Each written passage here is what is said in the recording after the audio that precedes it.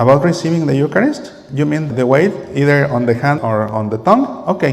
Well, my personal preference, and I remark preference, my personal preference is to receive communion in the tongue, because most of the times I find that to be safer. The reality is that it happens in parishes in Mars. I have seen that through my telescope.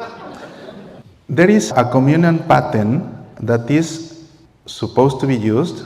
It is actually required in the general instruction of the Roman Missal, where it says what you have to have ready for Mass at the credence table. It mentions the communion pattern. And that is meant to protect the Eucharist. If an accident happens, it falls on the pattern and not on the floor.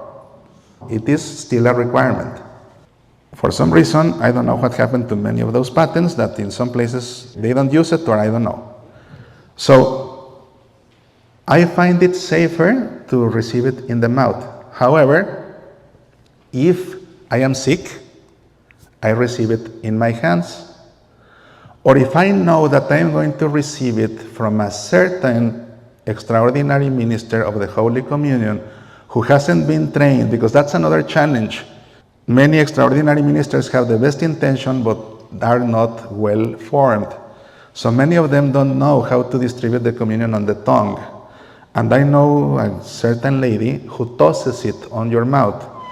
And one day, not here, I don't come to Mass here, but one day, the host bounced on my teeth, and I was able to catch it on the way. So when I see her, I rather receive it on my hands. That is my preference. Also, that is my preference because I have seen people who, again, remember, many people don't believe in the Eucharist even if they go to Mass. That's a reality. And many times I see people even scrubbing their fingers afterwards, and the tiniest particle is Jesus, and then it gets trampled. So I don't like that, of course.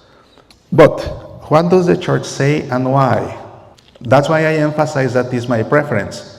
Because as a Catholic, I adhere to what the Church instructs us and commands us. So, Jesus originally instituted the Eucharist at the Last Supper, giving the communion in the hand of the apostles.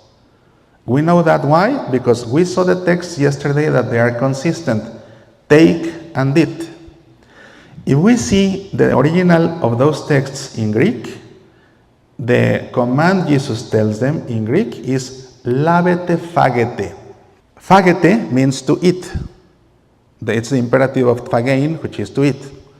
Lavete is the imperative of lambano, which means to receive in your hands.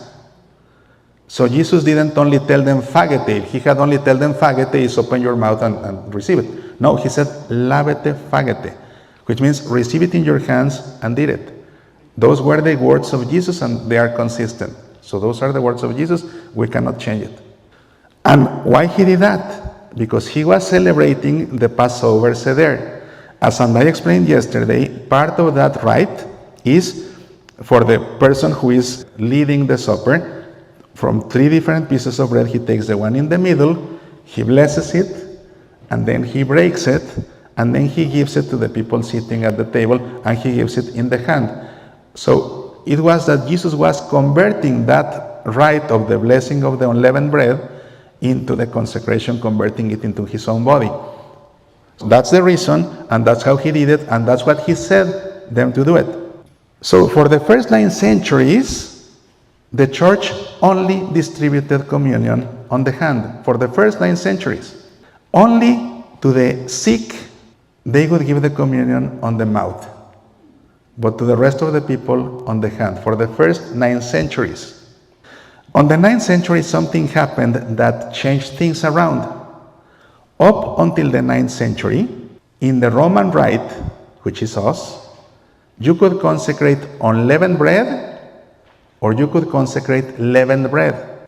So when you consecrate a loaf, it is easier to distribute a piece of the loaf you cut on the hand. So that was easier. On the 9th century, that's when they decided to make it a requirement in the Roman rite to consecrate only unleavened bread.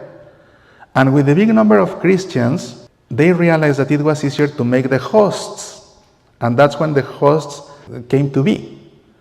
So from the 9th century, it changed, and it was a requirement to give the communion on the mouth only, because it is easier and safer to distribute the hosts on the mouth than on the hand. Because otherwise, especially on humid weather, it can stick to your hand and you see what can happen, right?